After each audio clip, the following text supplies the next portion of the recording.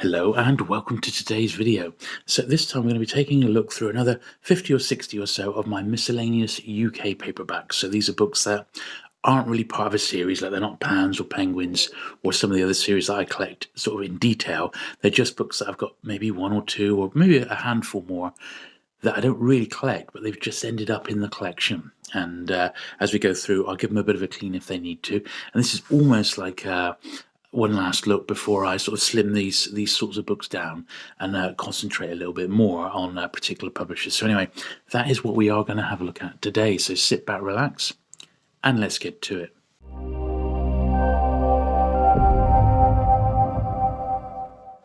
Okay, so we kick off then with this one, which is a John Murray paperback. There we are, John Murray, and this is Arthur Conan Doyle's The Mariko Deep. Quite a nice little sort of robust paper. It looks unread, this one, to be honest. This edition, 1961. Yeah, pretty nice. A nice early paperback, and that's just the sort of thing. Historically, over the years, I would have picked that up because it's in nice condition. It's an old book. It's been unread. It's got a pretty cool cover. That appeals to me, so that's why I've picked it up. Now, these two are a couple of Kimber paperbacks. Now, Kimber, I believe, only did sort of war-related books. And this one, Commando.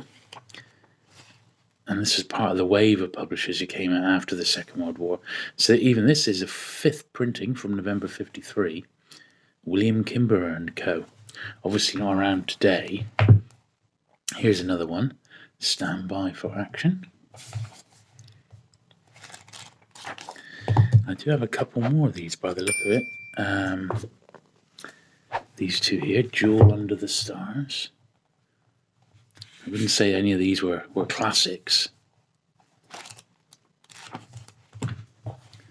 Alert in the West, a Luftwaffe ace in the thick of battle. But pretty cool all the same when you get a few of them together. They don't appear, none of them appear to be sort of numbered in any way. What's this? This is another one here, Open the Ports. Blanchford is the cover artist on that one. Pretty nice. The exciting story of human minesweepers. Pretty nice, actually. These little illustration on the back, which I always like as well. Seems like you're getting a little bit of extra money. And one more. So, Flagship to Murmansk. Robert Hughes. So we have 6 of those in the collection, and they are all sort of war titles.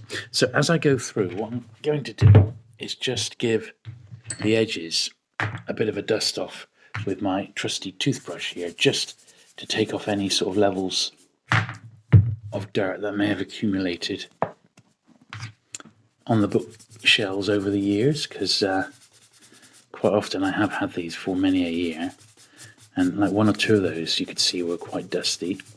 If it's something I've picked up in the last sort of 5 or 6 years, chances are it's already had the treatment and it's been sort of cleaned and that. But in some cases, maybe not. So I'm taking this opportunity, as well as sort of showing you some of my more unusual publishers, ones that I don't really collect in detail. It's also an opportunity just to give them a bit of a clean as well. This is an early Mayflower and Dell, a Jack Kerouac. Now, quite a collectible beat author, this one. So I always pick up Kerouac when I see him. I've got his Pan editions, but this is one that was published by Mayflower and Dell, 1966. So it is a first. Visions of Gerard. Yeah, quite a scarce one, that. But as you can see, it's quite creased up. It's not in the greatest of shape, but that's okay. Another Mayflower Dell here, Apollo at Go by Jeff Sutton. It's got a really nice sort of style cover, that one. I don't know, when does this date from? Is this 60s as well? Yeah, this is 1964. Mayflower Dell. Here's a bit of a bigger one here. Henry Kuttner, Return of Otherness. Another sci-fi one. And you'll notice that the ones I sort of pick up do tend to be sci-fi titles on the whole, or really nice condition copies. Island of Fear. It's like a horror title, this one. A magnificent work of art, an indescribable evil. Stories to send blood ice running through your veins. So this is 14 short stories. Looks like all by the same author. Island of Fear, science fiction by William Sambrough. Even though that's sort of marketed as a horror title, horror anthology, it actually says it's sci-fi inside, so who can tell, eh? Task of Destruction. Michael Barrett, another Mayflower Dell. And I suppose if you are sort of a paperback collector and you love sort of looking at the history of cover design, these books are absolutely perfect for you. And you can sort of see why, if they've come my way cheap, I just thought they were too good to turn down. Just rubbing out an old 10p or something in there. I know these are quite sought after, aren't they? I mean, not for their value, just because they're there's lots of people who collect these Alfred Hitchcock anthologies. Once again, 14 suspense stories to play Russian roulette by. Well, I wouldn't recommend Russian roulette, but a couple of well-known authors there. Nice condition copy, 1964. The anthology. And the last one in the Mayflower Dells here is this one, a passionate prodigality, Guy Chapman. World War I book. I remember having a look at this one when I got it and thinking that's really interesting. I don't mind World War I fiction, but I think there comes a point when you've sort of read as much as you want to read on it. And I think with me, that time has come. There's far more scope in Second World War fiction, both fiction and non-fiction, to be honest. A few here with sort of dusty tops by the looks of it. And although this looks worse than it is, this toothbrush is ever so soft. All it's doing is just going into the grooves and getting that little layer of possible input, very hard to see dust off. That's all I'm doing here. As you can see, quite a bit of dust coming off those, more than you might think.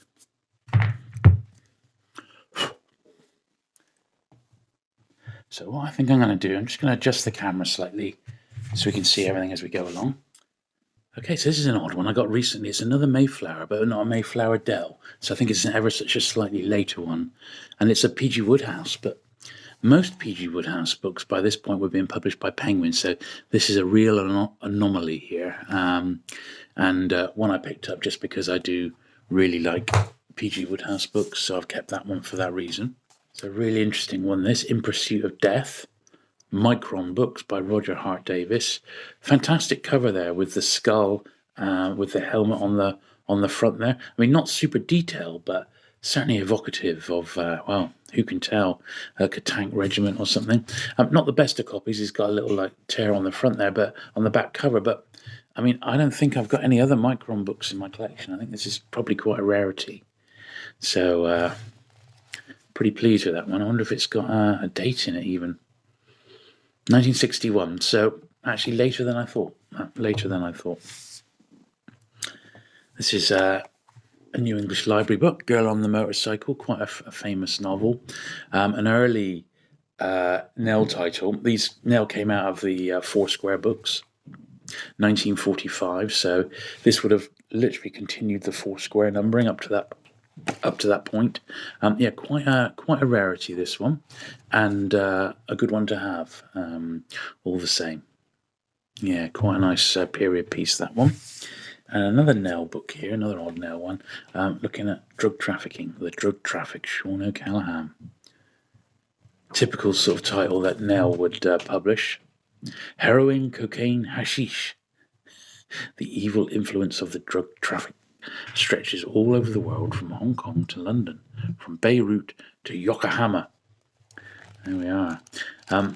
As a general rule, if you're a book collector, even if you're not really a dealer, tends to be worth picking up books which have got drug connotations, even if it's factual. They're usually worth picking up as they're collectible books. Also books on the occult, witchcraft, another very saleable subject, shall we say. So this next one then is an early Tarzan book. I mean, I say early, it's not that early. Pinnacle did a run of the Edgar Rice Burroughs books, Pirates of Venus, this particular one. Pinnacle was an early imprint of W.H. Allen. And although these have their fans, I've never been a real fan of them. So this is just one that's ended up in my collection. I can't see a date on this one. Yeah, there's no sort of date on that, but it's a pretty worn old copy, isn't it? But, I suppose of interest to somebody. This is interesting. This is a bit like the Gold Medal UKs. This is a British pocket book that's been printed over in the UK here. Film adaptation, a movie tie-in of the Pickwick Papers.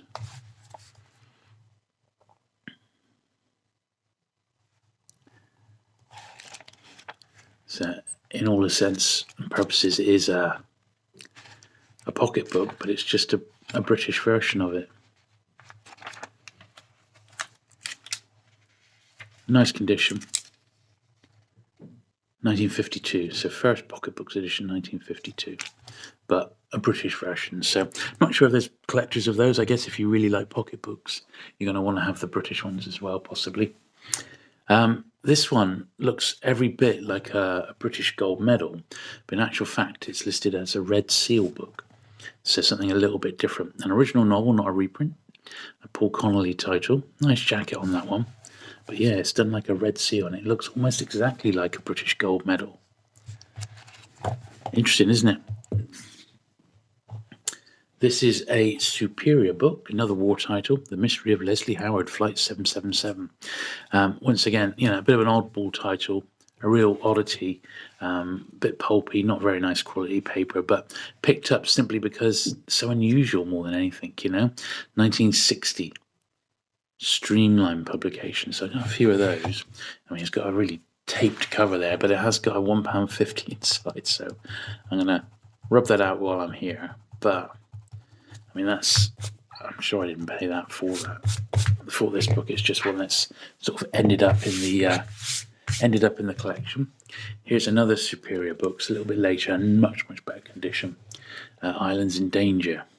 Yes, this is the German occupation of the Channel Islands. So during the Second World War, the Germans did occupy Guernsey.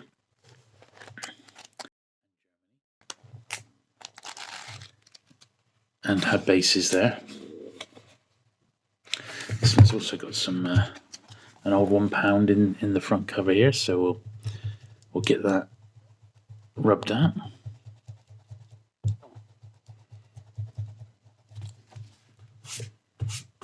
There we are. And I think while we're here, we'll just do the edges of those books as well with the toothbrush to get rid of any dust and dirt.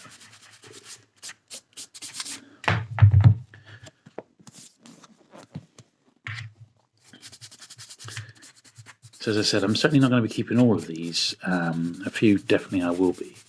But I think it's high time I continued to specialise rather than sort of picking everything up, which has been the want. Because when you're a paperback collector, if you see stuff by other publishers, or if it's an author that you like, you can't help yourself. Sometimes I can't help myself from picking new books up. It's just in my blood, I'm afraid. Now, this is a Viking novel. They were the publishers, and they're predominantly war books again. Viking, and this is a war giant, so it's a WG, number 302, No Time to Die. Nice tank cover there again. These are numbers. This is G302.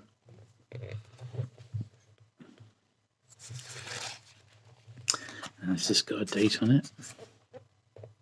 So look at this, Viking novels, mystery novels, Western novels, and war novels. So they did a few genres there.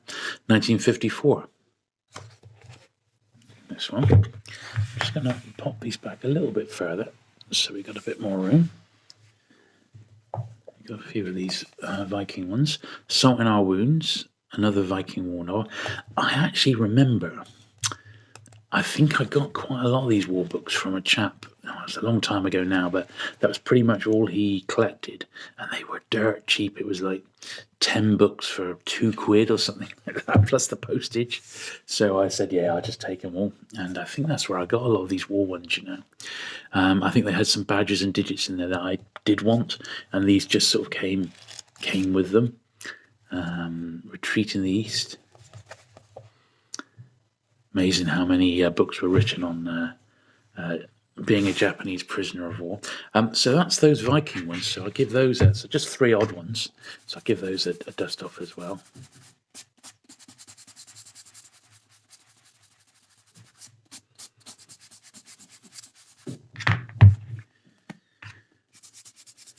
See, those are quite nice, but you know, I'm not going to collect them. I mean, I must go out and get all 300 Viking books. I don't think so, you know. So they might as well go unless it's something I particularly want to read. Now, this last little run is of oh look, there's another Viking one here that missed the boat. Valley of the Sky.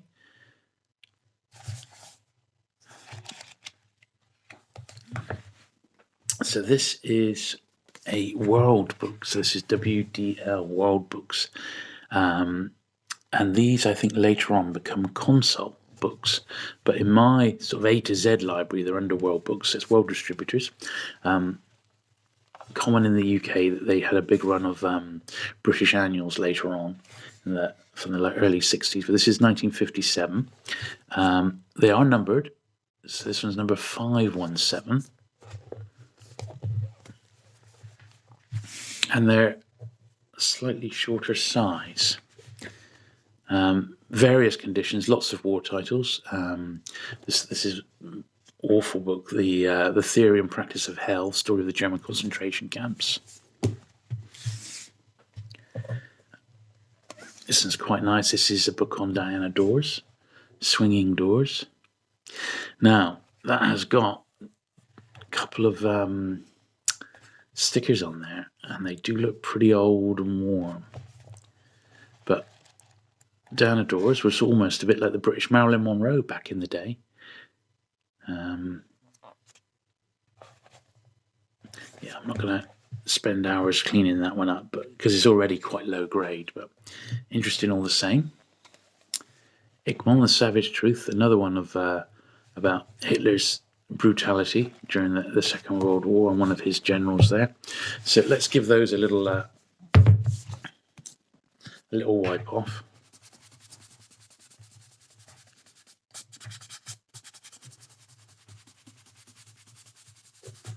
But as I said, yeah, there was a chap, and this does seem to be happening. So, you know, occasionally someone who might have been a big reader in their lives has passed away, and it's fallen to the relatives to dispose of their book collection. And rather than just give them all to a charity shop, they've gone ahead and put them on eBay or places like that, and they've ended up being sold in job lots.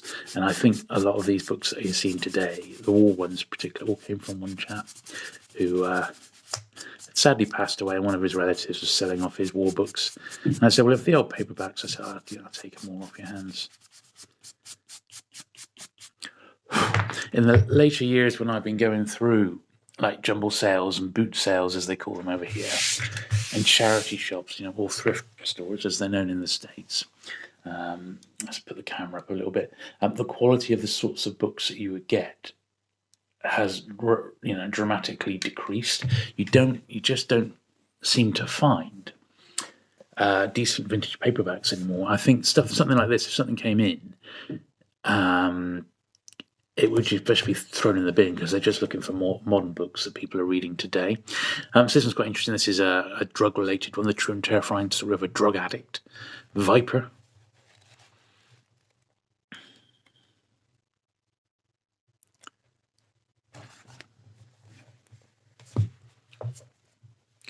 Sword of Bone, an epic story of the battle for Dunkirk. And certainly, it's got £2 inside. Certainly, war-related fiction and non-fiction has its place in the sort of the vintage paperback market, but I don't think it's anything like as popular as crime or science fiction. I also don't believe that sleaze is collected as much as perhaps it was, but a lot of sleaze style came over to the UK, and when I've come across it, I've picked it up because, even if I don't want to read it myself, it's a good little thing to have to trade on and sell online, and which is what I've done with some of it. Another one here, Prey for Dawn. Another one with this has got £2 inside, so maybe that's what someone paid for it. But these sorts of things, I don't think I paid much more than like 50p a copy, if that, for some of these. But Prey for the Dawn, rather. Fire Mission. I seem to remember having this one for a long time. A brilliant novel of men at war. Yeah, I seem to remember having that one for many a year. Now, although we're going through all my British paperbacks, I've got the same thing to do with my American paperbacks.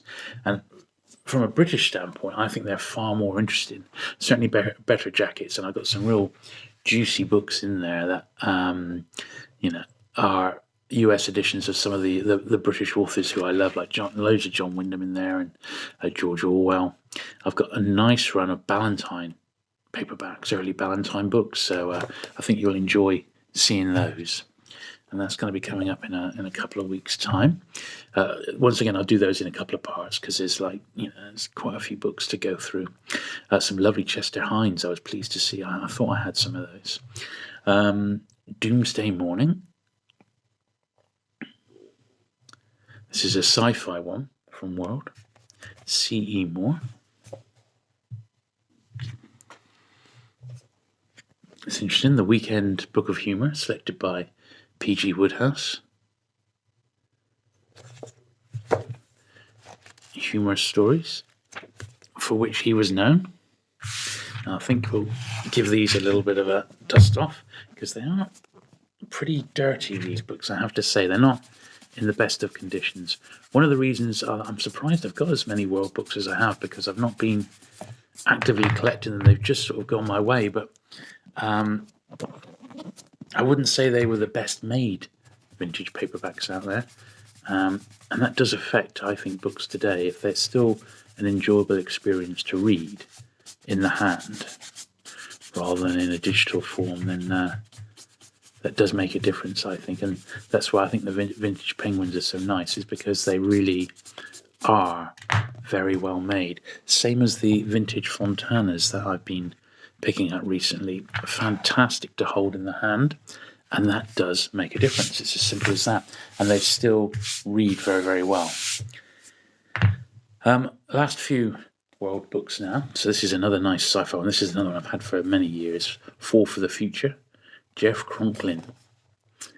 Harry Kuttner, Theodore Sturgeon, Poole Anderson, and Eric Frank Russell. Nice cover, that one. A little bit of foxing on the edges of this one.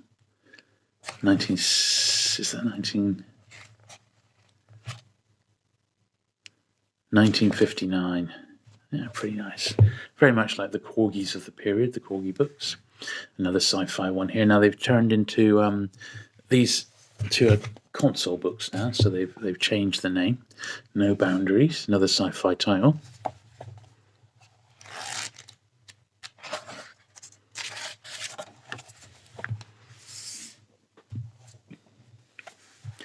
The World of Eklos, Rex Gordon. Look at those. That's it on these digest ones. So let's give these last few digests a clean. And then I do have Consul books carried on. And they did go back to normal sized paperbacks. So here's one here, and this is interesting. This is the story of Real Madrid, the football club. One of the world's greatest club teams, still very popular today, Real Madrid.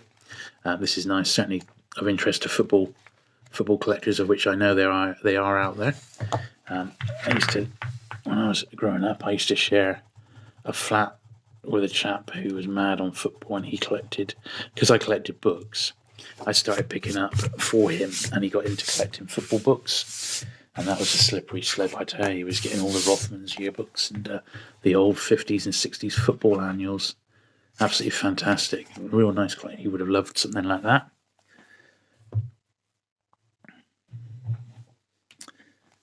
Another Consul book here, The Great Train Robbery, Ross Richards. Look at the Great Train Robbers. Then just a couple of later Consul books, but still part of my vintage collection. And it's these two lovely Fu Manchu books. So, The Trial of Fu Manchu. What a great jacket that is, isn't it? Look at that. Very, very nice. Ken Freeman was the cover artist on that. I've got various Fu Manchu books across all my different sort of publishers. Got some in Penguin. So this was first in 1963, and this is a reprint from 1965. Now this is Island of Fu Manchu, and I think this one's possibly an even later reprint because the price is 6 shillings. Oh no, same year, reprinted 65. It's got a £1 inside. I seem to remember getting those at a boot sale at the same time. So that's pretty nice. I mean, they're really nice editions, aren't they? Lovely covers there. Lovely jackets. So there you go. That concludes my look through my British miscellaneous publishers. And don't forget, in a couple of weeks' time, we'll do the same thing with a couple of videos on my miscellaneous American publishers. So I do hope you have found that interesting. If you have, do please give the video a thumbs up. Do please consider subscribing for regular vintage paperback content. And I shall look forward to seeing you again very soon. Bye.